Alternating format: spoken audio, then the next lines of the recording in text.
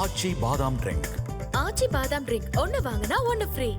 அமைச்சர் பொன்முடி மீது சேற்றை வீசியதாக கைது செய்யப்பட்டவரின் ஜாமீன் மனு மீதான தீர்ப்பை சென்னை உயர்நீதிமன்றம் தேதி குறிப்பிடாமல் தள்ளி வைத்துள்ளது.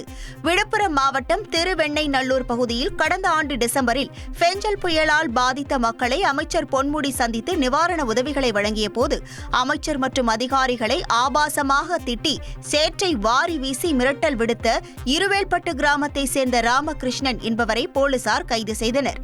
இந்த நிலையில் ராமகிருஷ்ணனின் ஜாமீன் மனுவை விசாரித்த சென்னை உயர்நீதிமன்றம் தீர்ப்பை தேதி குறிப்பிடாமல் தள்ளி வைத்துள்ளது. புதுச்சேரி சட்டப்பேரவையில் எதிர்க்கட்சி உறுப்பினர்கள் பேச விடாமல் தடுப்பதாக கூறி பெண் சட்டமன்ற உறுப்பினர் சந்திர பிரியங்கா தனது இருக்கை மீது ஏறி நின்று வாக்குவாதத்தில் ஈடுபட்டதால் பரபரப்பு ஏற்பட்டது. சட்டப்பேரவையில் கேள்வி நேரத்தின் போது புதிய கல்விக் கொள்கை குறித்து சந்திர பிரியங்கா பேசும்போது திமுக மற்றும் காங்கிரஸ் சட்டமன்ற உறுப்பினர்கள் பேச விடாமல் குறுக்கீடு செய்தனர். இதனால் ஆவேசமடைந்த சந்திர பிரியங்கா, பெண்களுக்கு எல்லா உரிமைகளையும் கொடுத்து விட்டதாக கூறும் நீங்கள் என்னை ஏன் பேச அனுமதிப்பதில்லை என்று கூறியதோடு இருக்கை மீது ஏறி நின்று வாக்குவாதம் செய்ததால் பரபரப்பு ஏற்பட்டது. ஆச்சி பாதாம் ட்ரிங்க். ஆச்சி பாதாம் ட்ரிங்க் ஒன்னு வாங்கினா ஒன்னு ஃப்ரீ.